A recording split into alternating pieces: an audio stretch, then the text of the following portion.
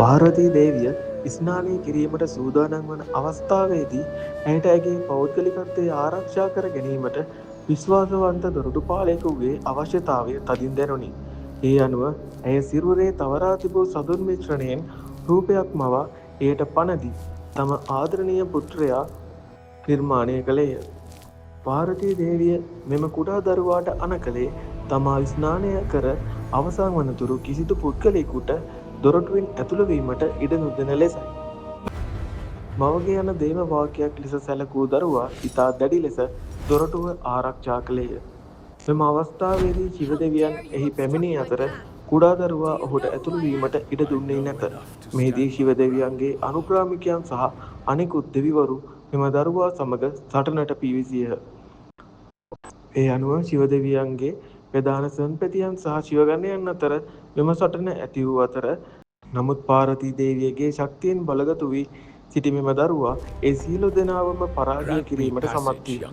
අවසානයේ උදහස් වූ ශිව දෙවියන් සිය ත්‍රිශූලය භාවිතා කර දරුවාගේ හිස කදින් වෙන් කර දැමීය. තම පුත්‍රයා මියගොස් සිටිනු දුටු පාර්වතී දේවිය දැඩිසේ කෝපයටත් ශෝකයටත් පත් වුණා. ඇය අති පරාශක්ති ස්වරූපයක් ගෙන මුළු විශ්වයම විනාශ කිරීමට සැරසුණාය. ලෝකය බේරා ගැනීම සඳහා ශිව දෙවියන් ඇයව සංසුන් කර දරුවාට නැවත පණ ලබා දෙන බවට පොරොන්දු විය. ශිව දෙවියන් වහාම තම ගණයන්ට අණ කළේ උතුරු දිශාවට ගොස් දක්ෂිණ දිශාවට හිස දමා නිදා සිටින නවජාත ලදරුවෙකුගේ හිසක් රැගෙන එන ලෙසයි. ඔවුන්ට හමු වූයේ ඇත් පැටවකුය. ඒ අනුව එම ඇත් හිස රැගෙන ආපසු ශිව දෙවියන් එය දරුවාගේ සිරුරට සවිකර නැවත පණ ලබා දුන්නේය. මෙලෙස නැවත උපත ලැබූ දරුවා සියලු බාධක නසන්නා වූ ප්‍රඥාවට අධිපති වූ ගණේශ නාමයෙන් ලොව පුරා ප්‍රසිද්ධ විය.